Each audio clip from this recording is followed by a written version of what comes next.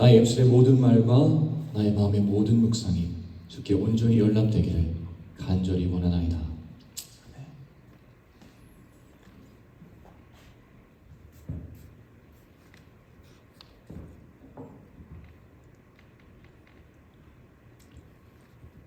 제가 평상시에도 좋아하고 즐기는 몇 가지가 있습니다.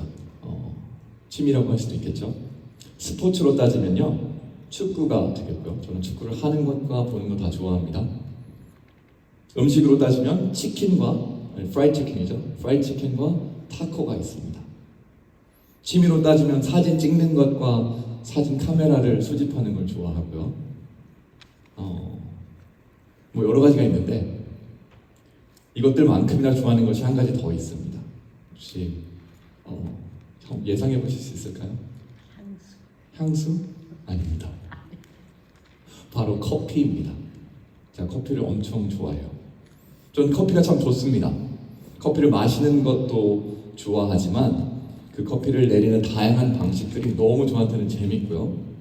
그리고 그 커피를 내리는 과정이 저한테는 참 편안하게, 저의 마음을 편안하게 해주는 그런 것이 있습니다. 그래서 정말 커피라면, 커피 관련된 무엇이라면 정말 모든 것이 다 좋습니다. 혹시 이 자리에 커피 좋아하시는 분들 계신가요? 혹시? 네. 의외로 차를 또 드시는 분들이 계시더라고요. 그래서 차는 또 들어가면 엄청 깊어지는데 거기는 제가 아직 알지 못합니다. 근데 커피 좋아하시는 분들도 많이 계신 것 같아요. 만약에 그런 분들이 계시다면 제가 다음에 저희 사택으로 초대를 한번 해드릴게요. 그래서 제가 내리는 커피를 한번 대접을 해드리고 한번 평가를 한번 받아보고 싶은 마음, 그리고 그 즐거운 시간을 함께 보내고 싶은 마음이 있고요. 또 그게 어렵다면 제가 제 커피를 좀 교회로 가져와서 뭐 하루 정도는 제가 직접 원두를 갈아서 커피를 내려드리고 함께 마실 수 있는 시간 가졌으면 좋겠습니다. 통계적으로 세계 인구 중에 13%에 해당하는 10억 명의 인구가 매일 커피를 즐겨서 마신다고 합니다. 근데 제가 이 통계를 보면서 한번 생각을 해봤어요. 그렇다면 왜 이렇게도 많은 사람들이 커피라는 걸 좋아할까? 물론 저처럼 커피에 관련된 모든 걸 좋아하는 분들도 계시지만 아마 대부분의 분들은 다른 이유 때문에 커피를 좋아하시는 것 같아요. 먼저 커피는 우리 현대인들에게 정말로 없어서는 안 될 카페인이라는 물질을 가득 머금은, 우리에게 힘을 솟게 하고 마치 생명력을 부여하는 것처럼 하는 놀라운 음료입니다. 아마 제가 아는 것들 중에 이렇게 얘기하면 장난식으로 얘기를 하는 거지만 성령님 다음으로 저한테 힘을 주는 게 커피인 것 같아요. 물론 우리 교회 공동체가 있겠지만, 그리고 너무 당연하겠지만 많은 사람들이 커피의 그 맛 자체를 즐깁니다. 저도 그런 사람 중에 한 명이고요. 블랙커피를 마시는가 하면 우유와 설탕을 넣어서 마시기도 하고요. 특별한 날에는 향이 있는 시럽을 첨가하거나 그 위에 휘핑크림을 잔뜩 얹어서 요즘 어린 친구들이 하는 것처럼요, 마시기도 하고, 뜨겁게 마시기도 하고, 차갑게 마시기도 합니다. 하지만요, 제가 생각하는 사람들이 커피를 좋아하는 가장 큰 이유는 카페인 함량 때문도 아니고 그 맛도 아니고 아마 그 향에 있지 않을까 생각해 봅니다. 커피 향 좋아하시지 않으세요? 여러분들은 어떠실지 모르겠지만 전 커피 향이 정말 좋습니다. 제가 로스팅 이제 커피 원두를 사서 갈아서 먹는 편인데, 로스팅 된 지 얼마 안 된 갓 이제 볶은 그 커피를 봉지를 새로 뜯으면요, 거기서 나는 향이 정말 황홀합니다. 그리고 그 신선한 원두를 갈아서 커피로 내리면 온 집안이 커피 향으로 가득합니다. 커피란 게요, 그리고 향이란 게요, 우리 눈에는 보이지 않는데 그 무엇보다 강력하고 존재감 있는 것 같습니다. 오늘 읽은 에베소서 5장 1절 2절에 오늘 읽은 구절 중에서 마지막에 해당이 되겠지요. 사도 바울은 에베소 교회에게 하나님을 본받으라고 말합니다.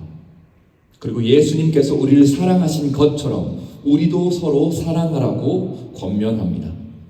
그런데 여기서 정말 독특한 것은 우리가 예수님을 본받아 예수님께 배워야 할 그 사랑의 행동을 향기로운 냄새에 비유하고 있다는 것입니다. 아마 한글로 읽으면 그게 잘 안 나타나는데요. 영어로 읽으면 조금 더 실제적으로 다가옵니다. 바울이 이렇게 말합니다.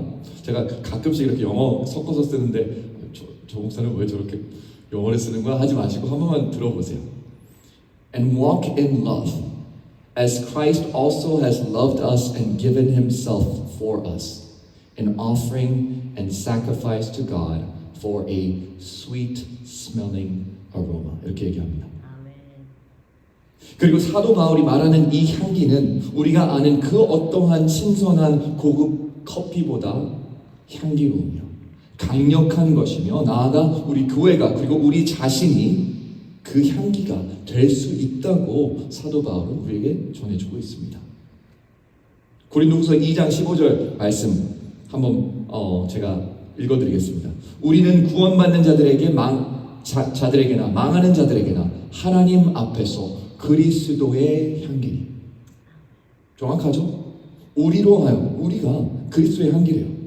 이 사람에게는 사망으로부터 사망에 이르는 냄새요, 저 사람에게는 생명으로부터 생명에 이르는 냄새라. 여러분 정말 축하드립니다. 왜냐고요? 왜냐하면 하나님 안에서 우리는, 여러분들은 이 세상에서 가장 향기로운 향기라고 말하고 있기 때문입니다. 하지만 그 사실을 아는 것과는 별개로 우리는 왜 바울이 그리스도인들의 사랑의 행실과 하나님을 닮아가는 그 제자화되는 과정을 향기에 비교됐는지 생각해 볼 필요가 있습니다. 그리고 오늘 하나 둘 셋, 하나 둘 셋. 네, 들어왔습니다. 네. 그리고 오늘 읽은 에베소서 4장 25절부터 23절에는 하나님의 자녀와 교회로 부름받은 우리들이 어떤 삶을 살아야 하는지 잘 설명해 주고 있습니다. 이렇게 얘기합니다. 너희는 진실을 말하고 분노하지 않으며 도둑질하지 않고 열심히 손으로 수고하여 서로를 도우라고 합니다. 더럽고 상처되는 말은 삼가고 하나님의 은혜를 끼치는, 서로를 세우는 선한 말들만 서로에게 하라고 이야기합니다. 그리고 바울의 결론은 이런 행동들이야말로 우리가 풍기고 내뿜어야 할 향기로운 냄새라고 말하는 것입니다. 그리고 선한 행동과 향기로운 냄새가 어떻게 연관되었는지 우리는 냄새의 속성을 살펴보면 보다 쉽게 이해할 수 있습니다. 냄새가 어떻습니까? 먼저 냄새란요, 그 냄새가 뿜는 실체가 우리 주변에 어딘가에 있다는 걸 알려줍니다. 맞죠? 예를 들어서 우리가 어떤 공간에 들어섰을 때 강력한 커피 향이 막 나요. 저희가 좋아하는. 그럼 그게 무슨 뜻을, 뭘 의미합니까? 아, 여기 어딘가에 갓 내린 커피 한 주전자가 있거나 혹은 커피를 내리는 커피 메이커가 있겠구나 하고 살펴보면 늘 저기 구석에는 커피가 만들어지고 있습니다. 반대로 어딘가에서 썩은 음식물 냄새가 난다고 가정해 봅시다. 그렇다면 우리 주변 어딘가에 제때 버려지지 않은 쓰레기 봉투가 방치되어 있을 거라고 우린 예상할 수 있어요. 그래서 찾겠죠. 이거 어디 있지? 안 보이는데? 큰일 났네.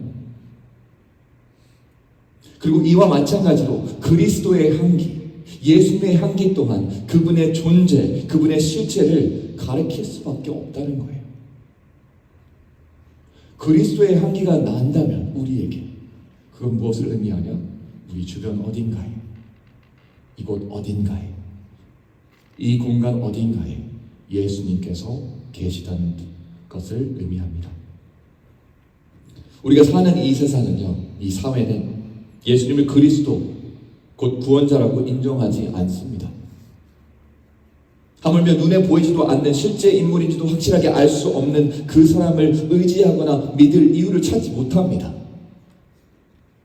하지만 그렇기에, 그런 세상에 살고 있는 우리에게 우리들이 예수 그리스도의 향기가 되어서요, 우리들의 선한 행동과 서로를 긍휼히 여기고 용서하는 마음으로 실존하시며 역사하시며 우리와 동행하시는 그 예수 그리스도의 실체를 드러낼 수 있다는 놀라운 성경의 진리가 에베소서에서 바울의 입술을 통해서 우리에게 전해지고 있는 것입니다. 성도 여러분, 이건요 정말 상상도 할 수 없는 엄청난 특권입니다. 우리가 예수님을 대표할 수 있다는 것, 그분의 증인이 된다는 것은 말로 다할 수 없는 영광이며 그 자체로 역사적인 사명인 것입니다. 우리 에베소서 우리 함께 살펴보면서 부르심 얘기 계속했잖아요. 부르심을 받는 겁니다. 교회로 부르심 받고 예수님의 하나님의 자녀로 부르심 받고 이제는 그리스도의 향기로 부름 받는 우리가 되는 것입니다. 여러분, 그 사실을 잊지 않기를 바랍니다. 아마 여러분들이 인생을 살아오시면서 이런 분들 보셨을 거예요. 보셨을 겁니다. 주변의 모든 사람으로부터 자신의 마음의 문을 꽝꽝 닫아서 그 누구도 들이지 않고 나의 손해를 그 누구에도 보이지 않는 그런 분들 만나본 적 있으시죠? 되게 그런 분들은 주변인들에게 수많은 상처를 받은 후에 더 이상은 그 누구에게도 자신의 속마음을 내비칠 수 없게 되어버린 자기 자신을 지키셔야만 했던 분들일 겁니다. 혹은요, 기독교를 포함한 모든 종교에 대해서 비관적인 견해를 가지시는 분들 또한 보셨을 겁니다. 그분들은 신앙 자체를 의심하고 부정하시죠. 그리고 기독교를 시대에 뒤처진 세련되지 못한 구시대적인 사회적 산물로 바라보십니다. 세련되지 못하게 무슨 종교야 말씀하시죠. 그리고 이런 분들에게는요, 그 어떠한 유명한 목사님들의 설교를 들려드린다고 해서 혹은 그 어떤 기발하고 새로운 신학적인 사상을 소개시켜 드린다고 해서 그분들의 마음을 예수 그리스도의 복음의 진리로 인도하기는 정말로 어렵다는 사실을 저나 여러분들 잘 알고 있습니다. 왜 꼭 그런 친구들이 있잖아요. 우리가 아무리 얘기를 해도, 우리가 아무리 전도를 해도 움직이지 않는 분들.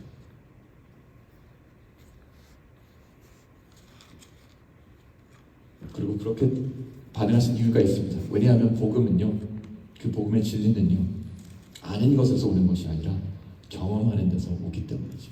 그분들이 경험하지 않으시면 몰라요. 그런데 그거 아시나요?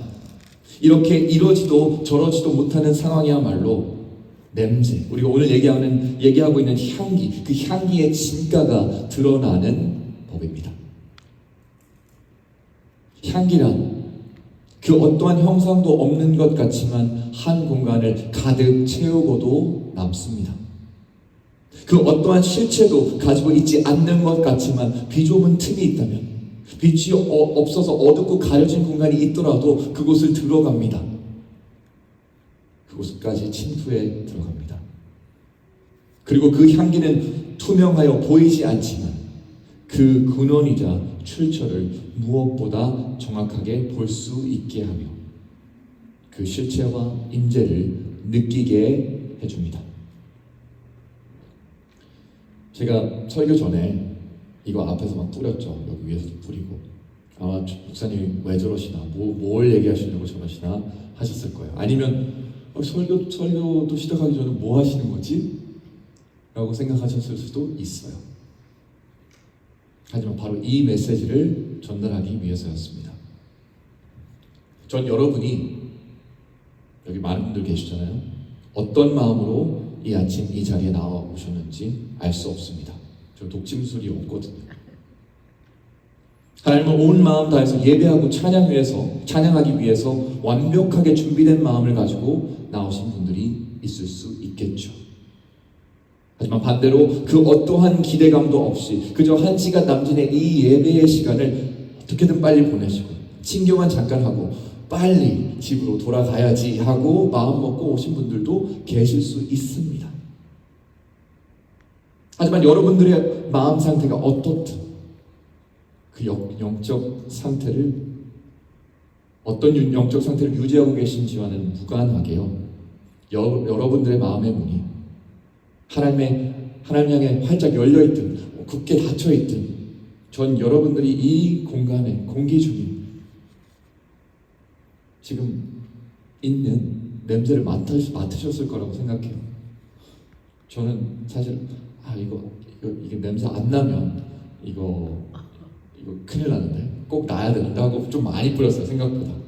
여기서도 너무 많이 뿌려놓으니까 이 냄새가 전 사실 좀 지독해요.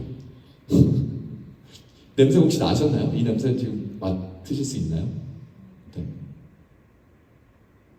여러분, 예수 그리스도의 향기란 바로 이런 것입니다. 그 생명의 향기는 조용하지만 강력하게, 정말 인격적이고 신사적이지만 가장 친밀하게 우리들의 인생 가장 깊은 곳으로 침투해 오시면서요, 스며들듯 자리 잡습니다.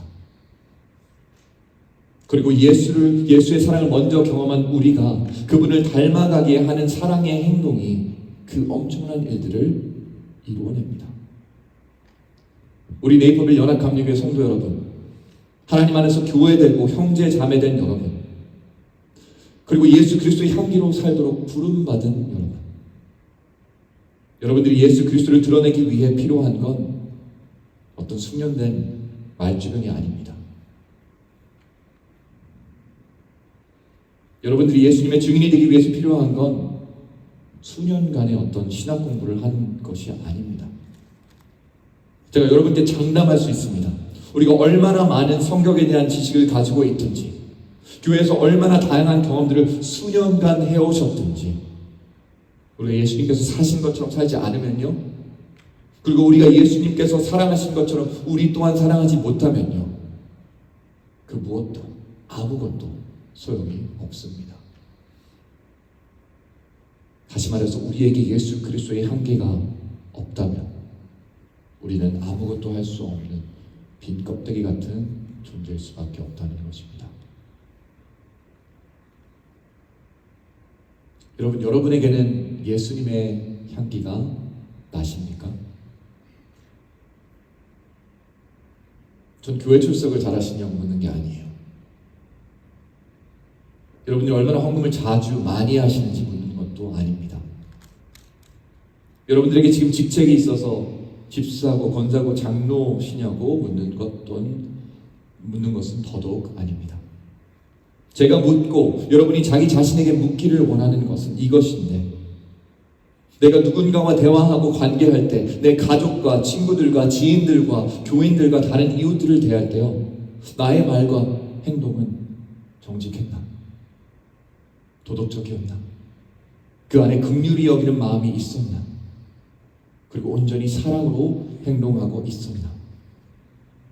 그리고 그런 행동들이 과연 예수 그리스도를 가리키고 있었나? 그걸 여러분들께 여쭤보는 겁니다. 제가 정말 솔직하게 얘기하자면, 이 강대상 위에서 적어도 지금은 매주 2번씩 하나님의 말씀을, 그 복음을 전하는 저야말로 조금 전에 그 질문 앞에서 침묵할 수밖에 없습니다. 왜냐하면 저는 말하는 것보다 실천은 정말 못하는 사람인 것 같거든요. 그리스도의 향기를 품지도 못하고 전하지 못하는 사람일 때가 훨씬 더 많거든요. 그렇게 이 시간 여러분들을 도전하면서 동시에 저 자신을 도전하는 겁니다. 먼저 서로에게 친절합시다. 우리에게 친절한 사람들에게 똑같이 반응해서 친절한 거 말고요, 우리를 적대시하고 우리에게 친절하지 않는 이들에게도 친절해 봅시다. 타인에게 진심으로 긍휼한 마음을 가집시다. 그저 유감스럽네요, 정말 안타까워요, 그런 말들로만 끝나는 긍휼이 아니라 그분들의 아픔에 내가 가슴 아리하고 함께 눈물 흘릴 수 있는 그 긍휼함을 갖게 해달라고 하나님 앞에 엎드려 봅시다. 진실하고 정직합시다. 그리고 그 정직함의 결과가 나에게 불이익을 가지고 오더라도, 내가 정직해서 손해를 보더라도 그래도 정직합시다. 그리고 서로를 용서합시다. 용서를 해야 할 이유를 찾기 어렵고, 나보다 상대방이 훨씬 더 큰 잘못을 했다고 확신할 때도 우리를 이유 없이 먼저 용서하시고 먼저 품어주신 하나님을 본받아 서로를 진심으로 용서합시다.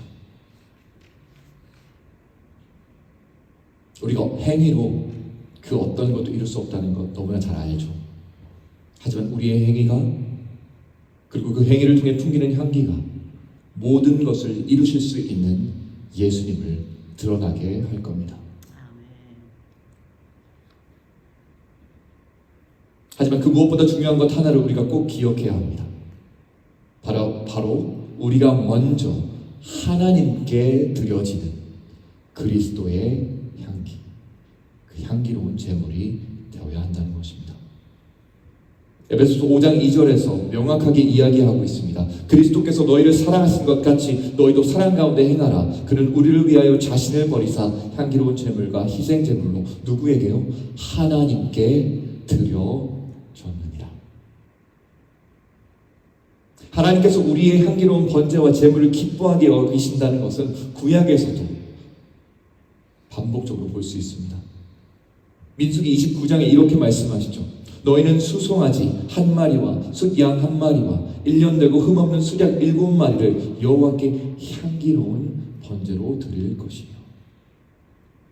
이 향기로운 번제, 우리는 예수 그리스도께서 자기 자신을 십자가에 희생하심으로 가장 완벽한 이 향기로운 번제이자 제물이 되셨다는 것을 잘 알고 있습니다. 그리고 오늘 에베소서 14장과 15장 말씀을 통해서 우리가 알 수 있는 것은 예수님께서 하나님 아버지를 기쁘시게 하시고 영광스럽게 하신 것처럼 우리 또한 우리의 사랑의 행동과 희생의 마음과 예수님을 닮아감으로 하나님을 기쁘시게 해드릴 수 있다는 사실입니다. 바로 우리의 섬김의 삶과 자비의 삶과 사랑을 실천하는 그 삶 자체가 하나님께 드려지는 예배가 될 수 있다는 것입니다. 여러 가지 사정들이 있으셔서 예배 못 나오실 수도 있어요. 새벽 기도에 나오시지 못할 수도 있습니다. 하지만요, 각자 계신 그 자리에서 사랑을 실천해 보시기 바랍니다. 예수님을 닮기를 갈급해 보시기 원합니다. 하나님 그거 기쁘시게 여기십니다. 예배로 받으십니다. 여러분, 하나님을 기쁘시게 해드리는, 그리고 이웃과 가족들을 예수님의 온전한 실체로 이끄는 거룩하고 향기로운 향기가 되시길 주의 이름으로 축원합니다. 아멘. 설교를 이제 정리하겠습니다. 여러분, 혹시 그거 아세요? 가정마다 그리고 집안마다 어떤 고유한 냄새가 있습니다. 전 어떤 불쾌한 냄새를 얘기하는 게 아니고요, 그저 비슷한 냄새를 한 가족이 공유한다는 것입니다. 그래서 이 권사님 댁에 갔을 때는 이런 냄새가 나고, 저 집사님 댁에 갔을 때는 저런 냄새가 나고, 아마 그런 거 느껴보셨을 거예요. 그리고 사실 여기에 대한 정말 쉽고 간단한 설명이 있는데요. 한 가족에게서 비슷한 냄새가 나는 이유는 그 가족이 한 공간에서 같은 음식을 먹으면서 같이 시간을 보낸다는 것입니다. 다시 말해서 같이 살기에 같은 냄새가 납니다. 그리고 그 원리를 알면요, 우리에게서 어떻게 예수님의 향기가 날 수 있는지 우리는 알 수 있어요. 예수님과 걷고 예수님과 말하고 함께 먹고 자고 사랑에 빠지고 함께 시간을 보내고 함께 살면 되는 겁니다. 여러분, 그리스도의 향기는 흉내낼 수 있는 향기가 아닙니다. 우리가 향수를 몸에 뿌리듯이 어디 스토어에 가서 이걸 사가지고 뿌릴 수 있는 게 아니에요. 예수님과 깊이 교제하고 그분과 시간을 보내는 사람만이 예수님의 향기를 머금고 뿜을 수 있는 것이니까요.